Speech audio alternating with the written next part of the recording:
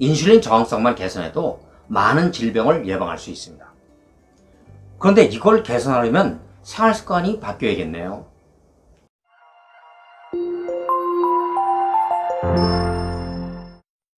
여러분 안녕하세요. 현명하신 구독자 여러분 감사합니다. KNL 기능의학TV는 질병의 원인 치료에 목적을 두고 있는 의학 정보를 과학적 검증을 거쳐 여러분께 최대한 많이 알려드리는 데에 초점을 맞추고 있는데, 그런 취지에 따라 이 채널을 방문하신 여러분께 감사드립니다.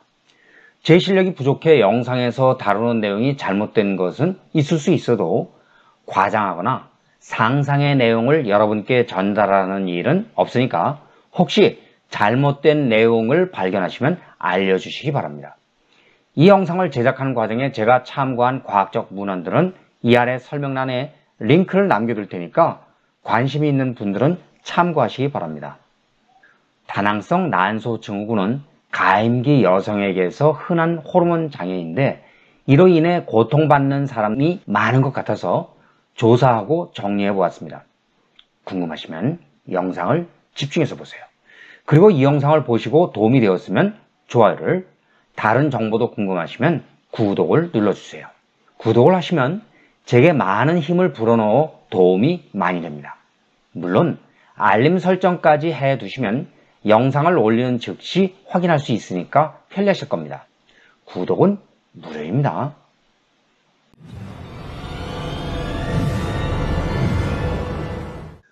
어떤 질병이든지 그 원인과 대처 방법을 모르면 많이 답답할 것입니다.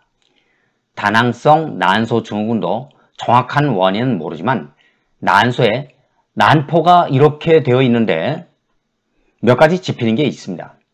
다낭성 난소 증후군을 영문 약자로 PCOS라 합니다. 다낭성 난소 증후군은 가임기 여성에게 흔한 호르몬 장애입니다. 다음에는 다낭성 난소 증후군의 증상을 나타내는데, 첫째는 불규칙한 생리기간으로서 PCOS의 가장 흔한 증상입니다. 둘째, 과도한 안드로겐으로 남성 호르몬 수치가 높아지면 다모증, 심각한 여드름, 남성형 대머리와 같은 징후가 나타날 수 있습니다. 셋째, 다낭성 난소의 문제입니다.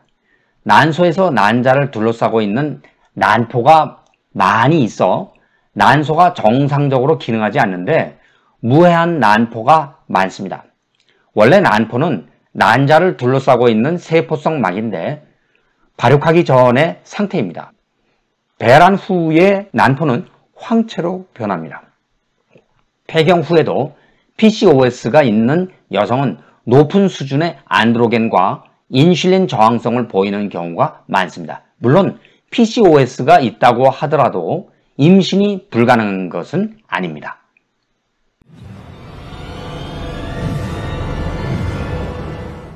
다낭성 난소 증후군의 원인은 정확히 알 수 없지만 다음 원인은 영향을 끼치는 것이 확인되었습니다. 인슐린은 췌장에서 분비되는 호르몬으로 혈당이 증가하면 이것을 에너지원으로 사용하기 위해 세포 안으로 넣어줍니다. 그런데 인슐린 저항성은 체중 증가를 유발하고 PCOS, 이것은 다낭성 난소 증후군을 영문 약자로 표시한 것이죠. 이것을 악화시킵니다. 인슐린 수준이 높으면 난소에서 테스토스테론을 많이 생산하도록 유발해 난포 발달을 저해하고 배란을 막습니다. 다음으로는 호르몬 불균형인데, 남성 호르몬인 테스토스테론이 증가하고 황체 형성 호르몬이 너무 높아 난소에 비정상적인 영향을 끼칠 수 있습니다. 과도한 안드로겐은 염증에도 영향을 끼칠 수 있습니다. 안드로겐은 남성 호르몬 종류를 가리키는데 그중 하나가 테스토스테론입니다. PCOS에는 유전적 영향도 무시할 수 없는데 어머니, 자매 등 친척에게 PCOS가 있는 경우 질병 위험률이 높아집니다.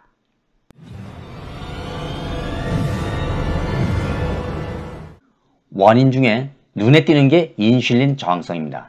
이걸 개선하면 과체중, 비만도 개선할 수 있으니까요.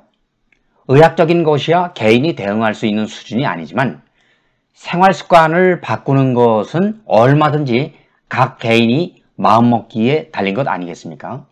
무엇을 먹느냐 이것도 중요하지만 무엇을 피해야 하는지 이것도 매우 중요합니다.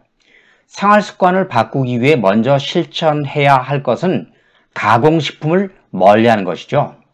특히 가공식품에 들어있는 여러 첨가제에 관심을 가질 필요가 있어요. 물론 이런 첨가제는 직접 목숨을 위협하지는 않습니다. 그렇다면 정부가 이것들을 승인했을 리가 없으니까요. 하지만 긴 흐름으로 보면 이런 첨가제가 몸에 많은 영향을 끼칠 수 있다는 점을 생각해야 합니다. 이것들이 침을 고이게 하고 끊기가 어렵지만 이제 몸을 위해서는 과감하게 벗어나야 합니다.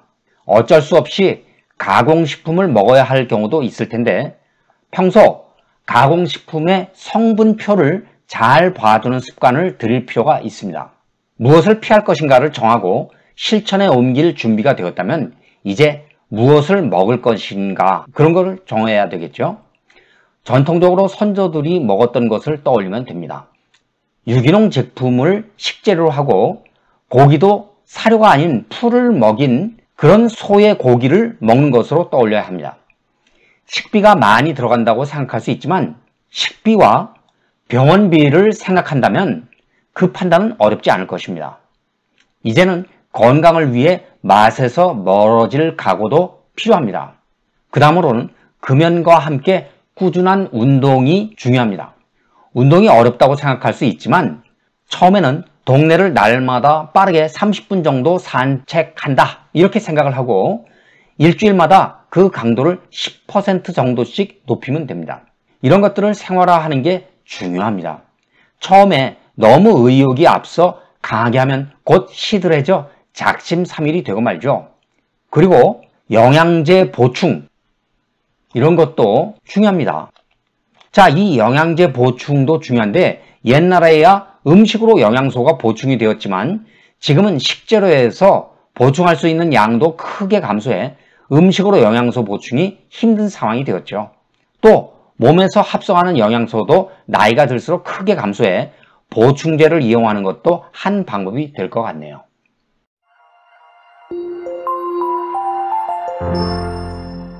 인슐린 저항성만 개선해도 많은 질병을 예방할 수 있습니다.